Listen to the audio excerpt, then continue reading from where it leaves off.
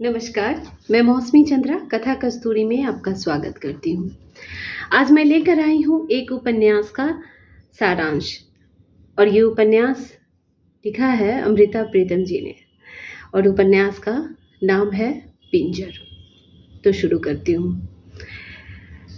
पिंजर उपन्यास में मुख्यतः दो पात्र हैं। पहला पात्र पूरो है जो कि हिंदू परिवार से है और 14 वर्ष की लड़की है। दूसरा मुख्य पात्र है रशीद जो कि 22 वर्ष का एक मुस्लिम नौजवान है। इन दोनों परिवारों में पुरानी दुश्मनी है जो कि इनके दादा परदादा के समय से चली आ रही है। इस दुश्मनी की मार किस पर पड़ी यही इस उपन्यास में दिखाया गया है। पूरो इस दुश्मनी से बेखबर अपने 14 वर्ष में प्रवेश कर चुकी है जिसमें उसकी सगाई पास के गांव के नौजवान रामचंद से होने वाली है। वहीं रामचंद की बहन से पूरो के छोटे भाई की शादी तय होती है। इस बात से पूरो बहुत खुश है। एक तरफ यह समय वह भी है जब पूरो यौवन की तरफ आकर्षित होने लगी है। एक समय की बात है जब पूरो अपनी छोटी बहन के साथ बाजार तक घूमने गई। इतने में राशिद आकर पूरो का अपहरण कर लेता है, उसे अपनी कैद में कर लेता है। उसने पूरो को पूरे 14 दिन अपने पास रखा और इस बीच पूरो को कभी नहीं छुआ। 14वें दिन तक पूरो ने एक दिन भी खाने को हाथ नहीं लगाया। 15वें दिन राशिद ने पूरो के सामने शादी का जोड़ा लेकर रख दिया और कहा कि कल मौलवी हमारा निकाह पढ़ेंगे।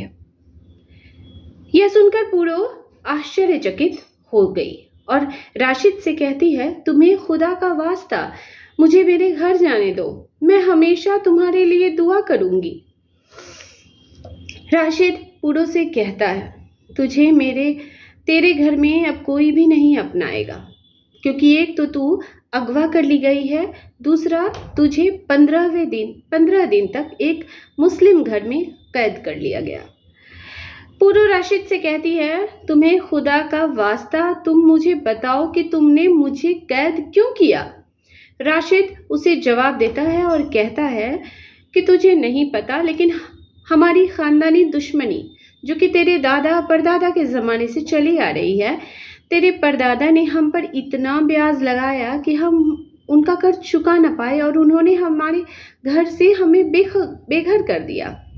हमारे घर की औरतों को बुरा भला कहा और यहाँ तक कि तेरे दादा के भाई के बड़े बेटे ने मेरी बुआ को अगवा कर लिया और उनकी जान ले ली। उस दिन से हमारे घर में तुम्हारे खानदान के प्रति नफरत है। मेरे दादा ने मेरे चाचा और अब्बू जान को कुरान की कस्में उठाई थी कि तुम्हारे खानदान की खुशियों को हम भी छीन लेंगे और यही कस्में मुझे भी उठानी पड़ी, जिस कारण से मुझे तुझे अगवा करना पड़ा, ये राशिद ने कहा। पूरो फिर भी जिद करती रही और कहती है, मुझे मेरे परिवार वालों के पास जाना है, मैं यहाँ और नहीं रह सकती। राशिद यह सुनकर कहता है, सच कहूँ पूरो, मुझसे तेरी यह हालत देखी नहीं जा रही।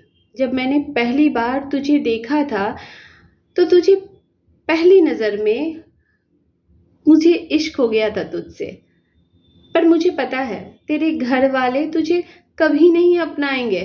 इतना कहकर राशिद वहाँ से चला जाता है।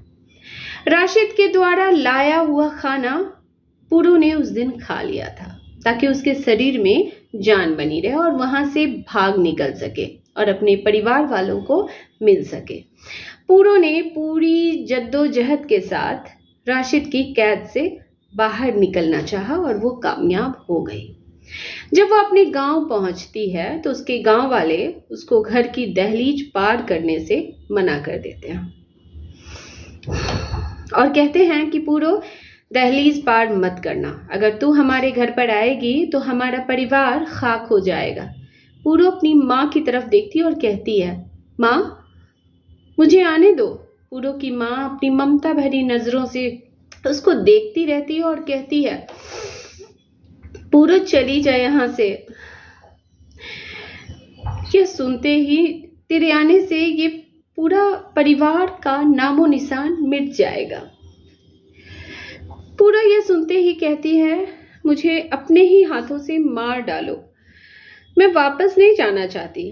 पूरो के घर वाले कहते हैं, अगर तू यहाँ रुकी तो हमें जाति बिरादरी से निकाल दिया जाएगा और हमारी जाति भी अपवित्र हो जाएगी।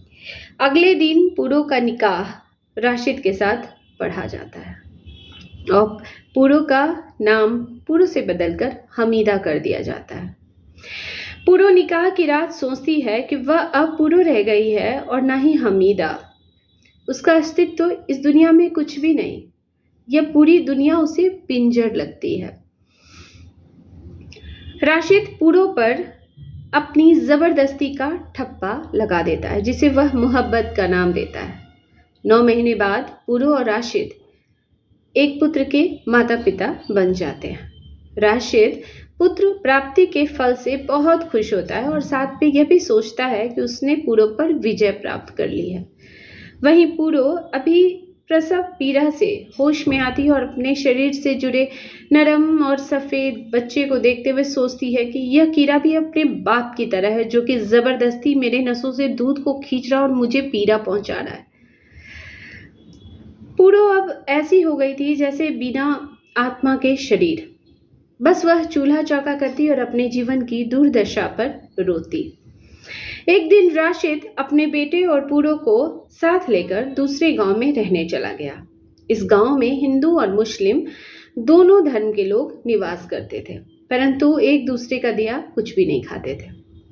उसी गांव में एक लड़की थी जिसकी मां की मृत्यु हो चुकी थी और उस लड़की के पिता उस लड़की को गांव में छोड़कर हमेशा हमेशा के लिए शहर चले गए थे। यह लड़की अपने चाचा चाची के पास रहती थी। उसकी चाची उसे दिन रात ताने मारती और घर का काम करवाती। पूरो उस लड़की के लिए बहुत संवेदनशील थी, क्योंकि वह उस लड़की में अपना बचपन देखा करती थी। वह उस लड़की की हर संभव मदद करती, उसे नए कपड़े देती, उसका खासा ख्याल रखती। यह सब पूरो अपनी खुशी से करती, पर पूरो का ध्यान दूसरी तरफ भी खींचा चला जाता था। वह रामचंद्र के बारे में भी सोचा करती थी। एक दिन की बात है, पड़ोस की बुढ़िया ने पूरो से पास के गांव में साथ चलने को कहा। पूरो ने साथ चलने के लिए हामी भर दी। जब वह उस गांव में गई तो उसे पता चला कि यह रामचंद्र का गांव है। वह इस आशा में थी कि उसे रामचंद्र दिख जाएगा। उसने जब पता किया तो उसे रामचंद्र दिखा भी, लेकिन उसने रामचंद्र से एक लफ्ज भी नहीं बोला और वापस अपने घर चली आई। दिन बीतते गए, फिर उस गांव में घटना घटी। एक पागल लड़की उस गांव में भूले भटकते हुए आ गई और उसी गांव में रहने लगी। कुछ समय बाद वह उसी गांव में रहने लगी। कुछ समय बाद उस पागल लड़की का पेट आगे आने लगा। गांव में बातें चलने लगी, कितनी निर्लज लड़की है। जब पूरो को इस बात का पता चला तो वह मन ही मन सोचने लगी कि कितनी हैवानियत भरी है इस दुनिया में। यह दुनिया की जिन्होंने इस मासूम सी लड़की को भी अपना शिकार बना दिया। कब तक मासूम लड़कियां इन मर्दों की हवस का निशाना बनती रहेगी और बेकसूर होने के बावजूद भी गंदी गालियां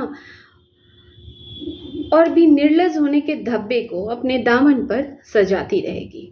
मर्दों के लिए औरतें सिर्फ संतान देने भर की होती है। समय बीता, उस पागल लड़की ने एक बच्चे को जन्म दिया, परंतु जन्म देते वक्त उस लड़की की मृत्यु हो जाती है। पूरो ने ही उस बच्चे का जिम्मा अपने सर लिया और उसे अपनी संतान से ज्यादा ममता दी।